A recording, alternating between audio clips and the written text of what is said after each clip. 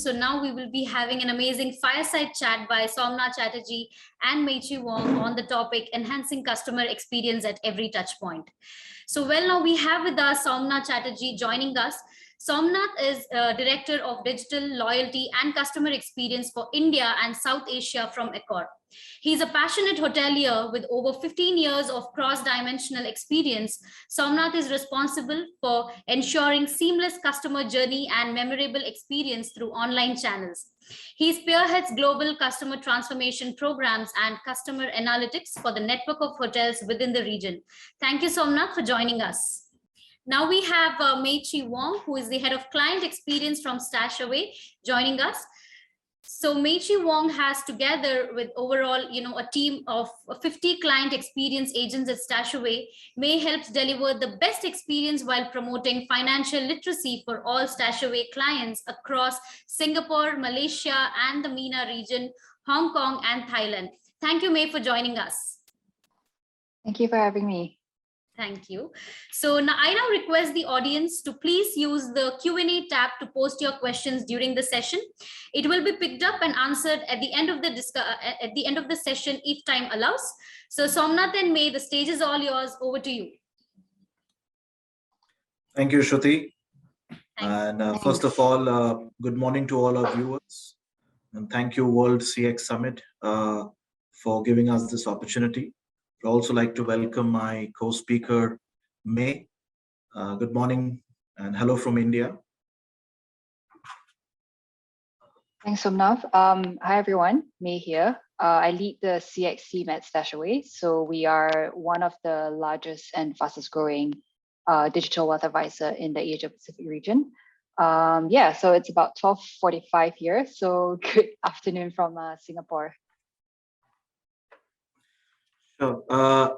So I think what we wanted to sort of share with our audience, May, was a couple of main pillars to outline our discussion and give them a snippet of how the worlds in terms of hospitality and investing and banking have been evolving over the years now, and how important is customer experience across touch points. So I think we can begin by probably just understanding from your perspective, how has the customer evolved in your domain, and then how is it now relevant for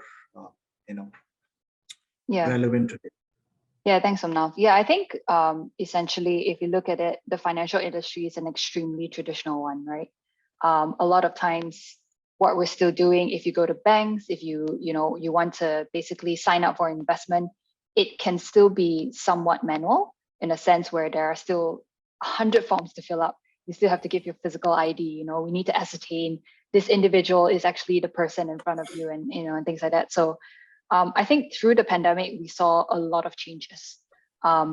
Essentially, it's, as I mentioned, it's always been very physical, and now people are a bit more aware, but at the same time, they still want things to be done fast. At the same time, at StashAway, we are fully digital, and essentially the best and fastest way for us to serve our customers is digitally. So in our sense, we have to try to sort of move the customer's perception away from needing to constantly have that physical person in front of you, needing to constantly have that physical aspect, to try to make them a bit more comfortable with, perhaps submitting things online through our secured systems. Allowing them to understand that, hey, yes, even though it looks like it's all digital, there's actually a human element behind it. And, let us build this trust with you. So that's probably something that we're seeing. And we definitely see the industry going very, very fast. And this whole digitalization is definitely picking up speed as well, both traditionally as well. Right now, we're seeing a lot more firms popping up. If it's not the financial firm itself, there are multiple solutions that can help this firm essentially digitalize their onboarding, the whole customer journey, just to give everybody a more frictionless sort of sign up sort of process. Yeah. What about you, Somnath? How is the hospitality industry? What is something that you've sort of also seen change? So I think in the last 10 years, I think the rate of change has been even faster. when you talk about, the very essence of some of the customer behaviors, when it comes to, foremost, when it comes to booking of travel. Gone are the days when probably people would just call up the hotel or go through the traditional travel agents. Of course, they are still there in their own sense. But today, 7 out of 10 bookings are coming in through the digital platform. And more than half of the website traffic to our hotels are actually coming through mobile. And of course, with the internet and mobile penetration across all countries, this is even more, rapid. What has also changed is how customers, consume hotel products, hotel and dining and meetings and events. I think today they all are very well traveled, and they have their own set of preferences. Uh, of course, pandemic has really sort of changed the fundamentals in terms of priority being more safety and hygiene, and then that has also led to innovations in terms of hybrid meetings as well, and like what we are doing here as well. So a lot of virtual, a lot of hybrid meetings happening. So I think that in a way has changed the customer. The customer is more digital. The customer wants it consumed first online through research and the recommendations that they see from their friends or influencers or social media, and then they sort of consume it through that. So I think that's how the landscape has changed. Yeah, for Uh, sure. yeah, I think the next thing that I wanted to, of course, understand from your perspective was uh, how are you looking at each touch point in the customer journey, and how different is it, and how vital are each of those nodes in the entire chain to ensure that you're able to sort of get the customer and engage with him or her. Yeah, so I mean that's a good question. Essentially, given that we are a digital wealth management firm, um, it can come across as if the human element is a little off, and could also make people a bit more uncomfortable in that sense. To be honest, some of the questions that we get are very, very innocent questions, like, "Oh, we thought it was just all robots." And the reality is like, no, there are humans behind it, right? In CX at StashAway, we have close to 50 people. And we try as much as possible to be present throughout every step, from onboarding right up until they start investing with us. Because at the end of the day, for us, money is something that's very sensitive to people, right? It's very precious. The value of $1 to me means something different to you. It means something different to our audience. But at the end of the day, we cannot. It will be very unfair for me to sort of put the meaning of $1 to me onto someone else and just assume that, hey, it's just $1. I don't know why this person is making a fuss over $1. That's very, very unfair. Because at the end of the day, as I mentioned, it's very precious. You don't know what this individual had to go through to get that dollar. So given that human element is already sort of off, and some people are a little bit more wary, it's definitely very important for us, as much as possible, to sort of build that trust with customers, right? So internally, we do not use any sort of chatbots. If you log onto our app, we have WhatsApp, emails, phone calls. We pick up the phone in less than 8 seconds. Given that we don't have chatbots, we have the option for people to WhatsApp in. We allow our users in Thailand to use Line because that's a more common chat social tool that they use. So from there, at least we can give the customers comfort knowing that if I have an issue, if I don't understand what the product is, I can reach out, and within, like, say 10 minutes to 1 hour tops, I will get a response. So it gives them that peace of mind. So I feel like that's essentially very, very important, which is like trust and building that emotional connection with our users as much as we can. What about what are some experiences that you have had where you realize that, hey, these touch points are very, very important, when people want to check into the hotels, or if people have any sort of inquiries, just based in the hospitality industry? Now, I think what you mentioned, that $1 is very relative. The value of $1 is very relative, and that's very precious, and that's what the customer is investing in your platform.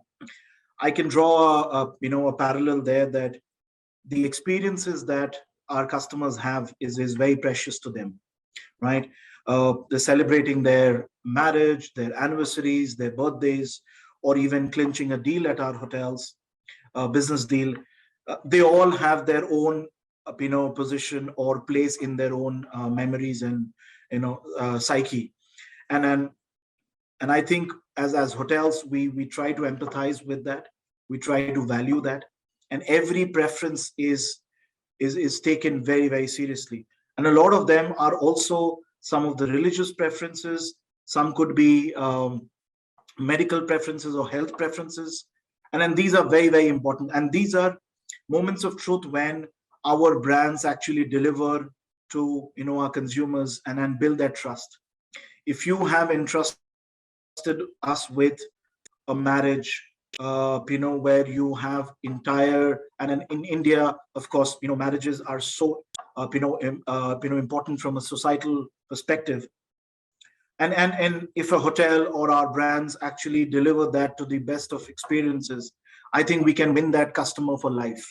Similarly, any experiences that we do, uh, in fact, funnily, we actually ran a campaign towards the first, the end of the first wave, COVID wave, saying that, all the missed celebrations that you've had, when you were locked up at your homes, come and celebrate with us, right? You could have missed, a birthday, you could have missed, all your anniversaries and all those things.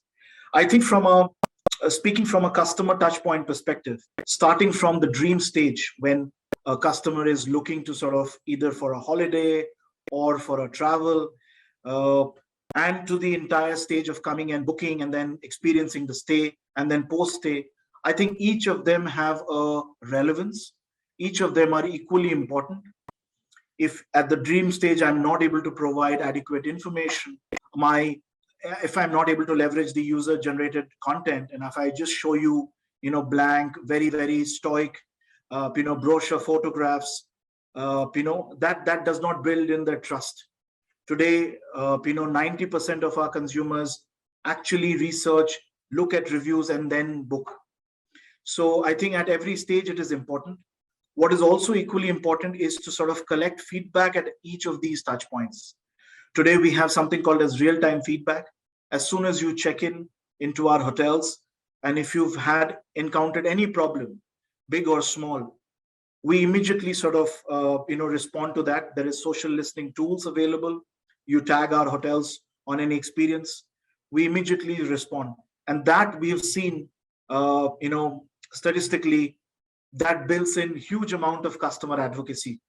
And of course, if you are able to help in real time, that just sort of enhances that. So I think each customer touch point has its own relevance, and then very, very crucial to the overall experience.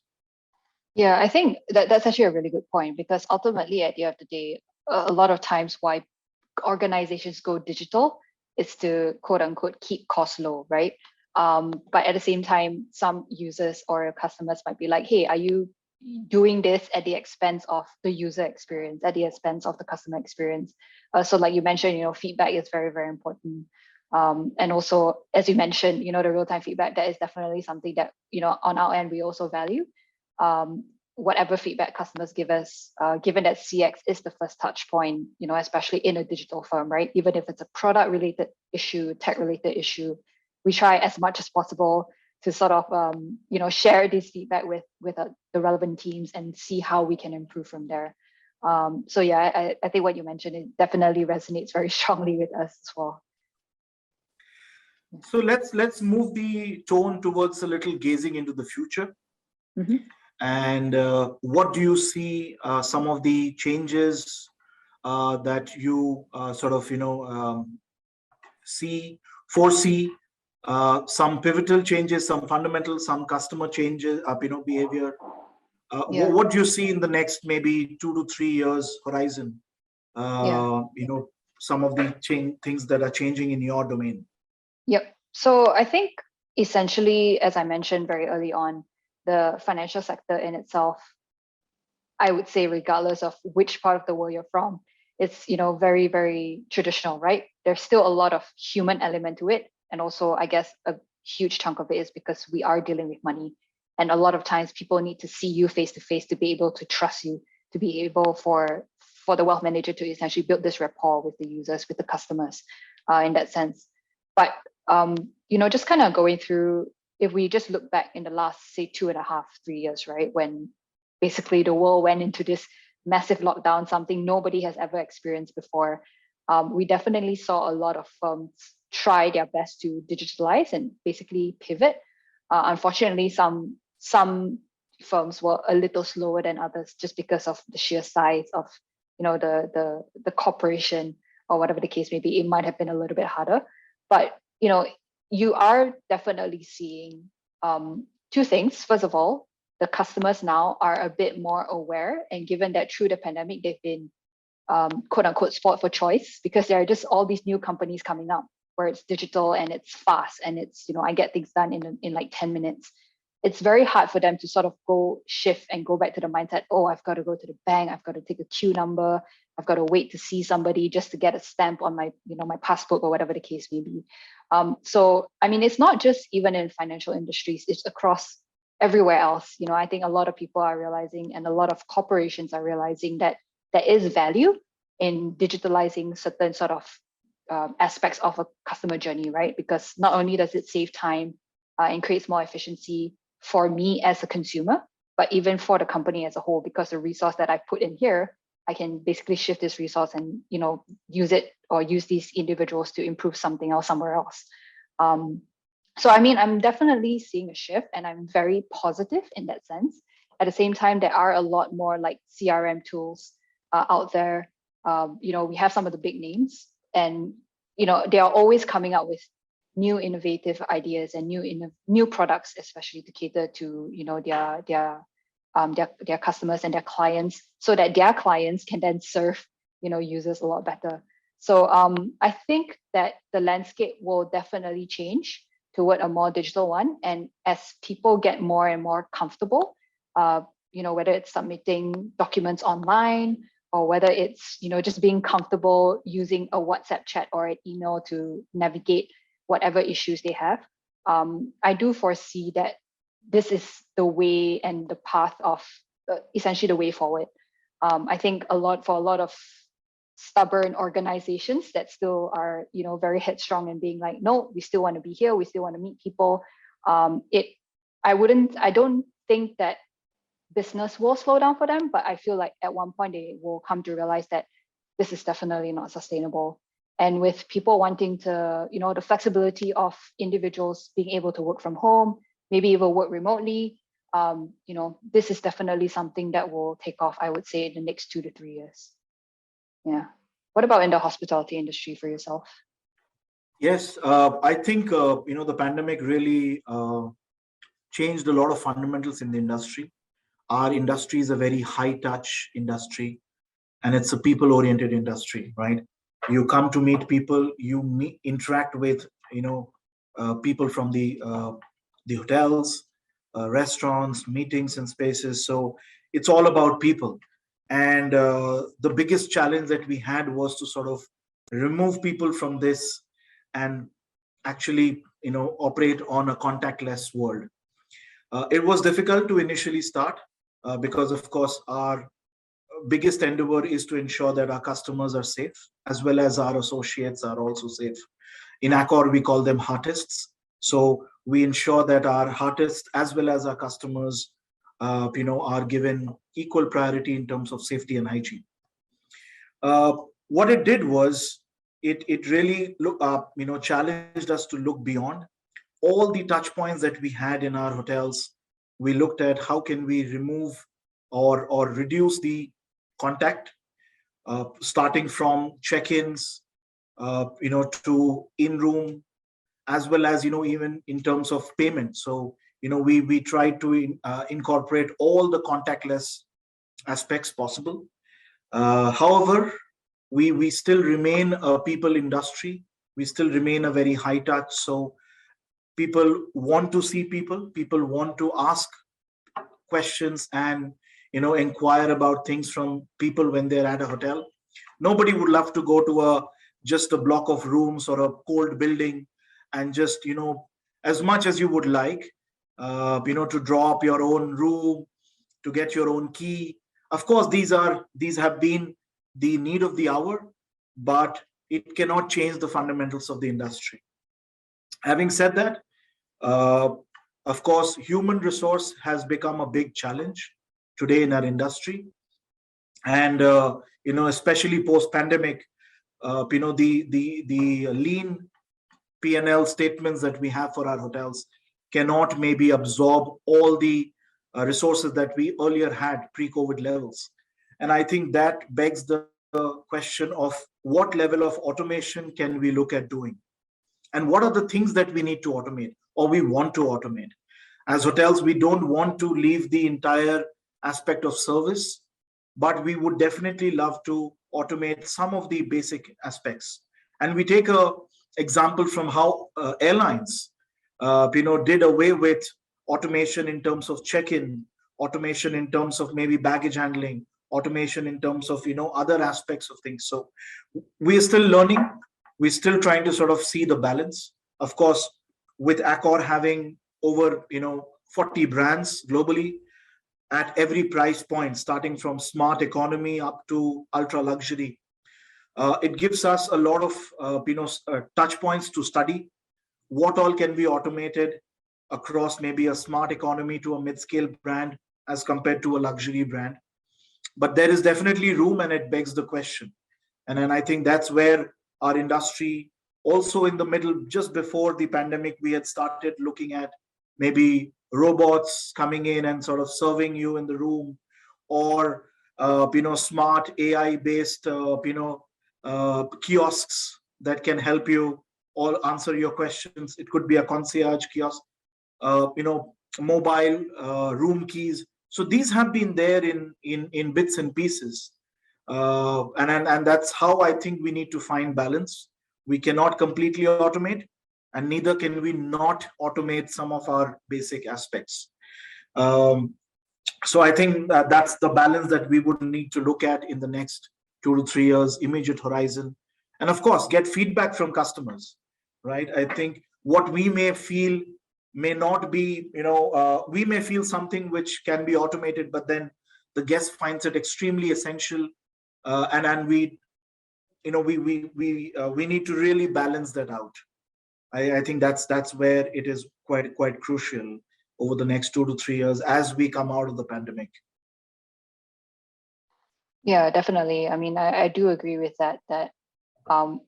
Personally, when I go to hotels, I like the whole seamless check-in thing, but it's also nice to sometimes see your face smiling at you, because it just, I'm here on holiday. I don't want to keep looking at my phone and screen to check in and stuff like that. So yeah, it's a little bit of a tricky balance that I think not just in hospitality or financial industry, that basically across all industries that we have to find. But I think, as you mentioned, we're all still learning, and this is something that for most of us have never experienced before. So it's a lot of trial and error, but hopefully, that it's something that we'll be able to sort of discover and implement in the near term, to just kind of, as we also move into this new way of living. Yeah, for sure.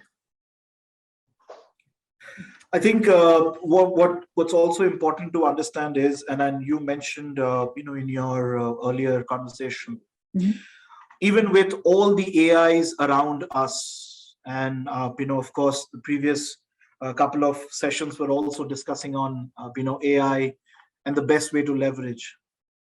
Do you still believe that there is a way to retain that human element amidst all the AIs of the world? And then how crucial is it?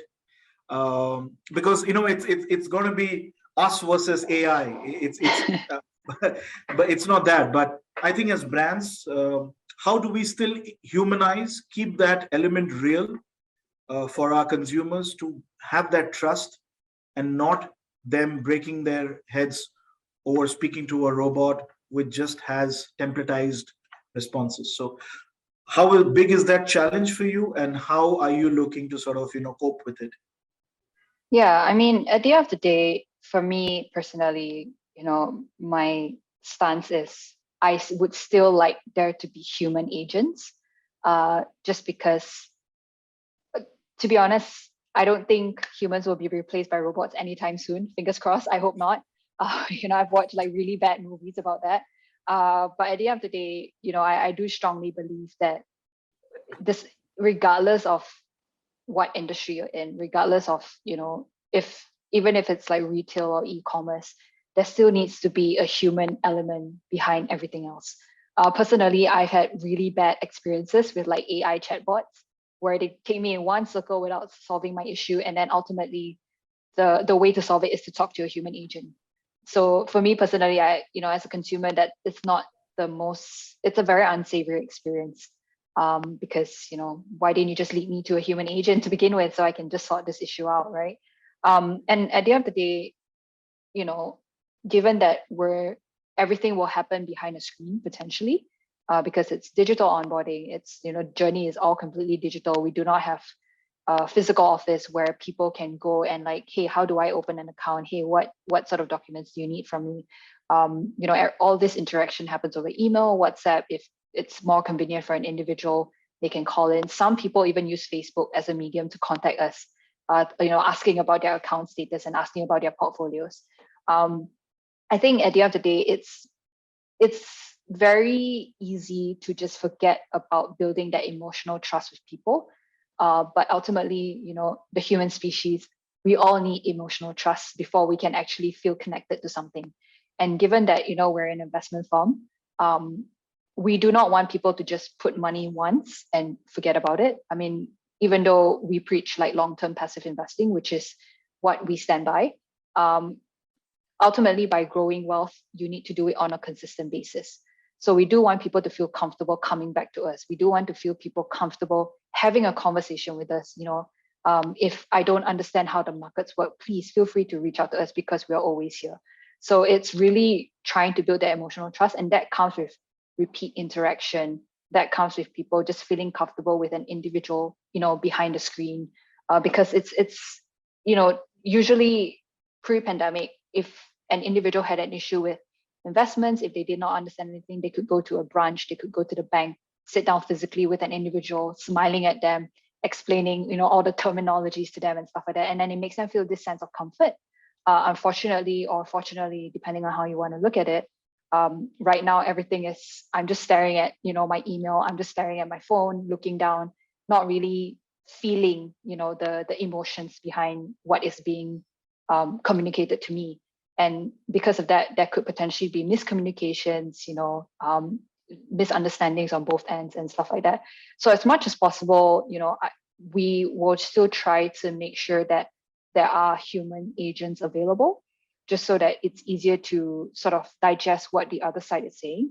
And at the same time, it's also easier for us to troubleshoot and, make this person on the other end feel a bit more comfortable. I'm putting this amount of money with you. I need to know that I can trust the people behind it, right? I need to know that it won't just be a robot that one day faces a technical difficulty and completely shuts down. And then what happens to my cash? So yeah, I do feel like for us personally, as well as in the financial industry, as much as we will try to digitalize and automate the journey, perhaps the interactions would still remain, more human than anything. Yeah. I think very, very valid. And if I draw a parallel with hospitality, I think what I believe in is technology is always the enabler, right? And then yes, of course, you can have AI in various aspects of the touch point. So when you're actually at the dream stage or at the booking stage, maybe some of the recommendations can come in based on. So we worked on capturing all the customer preferences, and then we are trying to sort of customize it by saying that, okay, if you're looking for a hotel in Mumbai or in Singapore or in Paris, hi May, we see that you have stayed in Novotels across, which is our mid-scale brand, or you love to stay at an Ibis or at a Raffles or at a Sofitel. And based on that, we give you recommendations saying that, okay, there's a beautiful Raffles in Singapore, or you have a beautiful Novotel by the Juhu Beach in Mumbai. and then lead on that recommendation based on your preferences. I think that is something that our customers have started really enjoying and understanding. And then, of course, giving them bits of information like, by the way, you have 20,000 loyalty points, and you can actually book 2 rooms or 2 nights. And by the way, if you want to book your favorite massage or something like that, right? So that, I think, can be that can be built in on AI, and that builds in as a recommendation.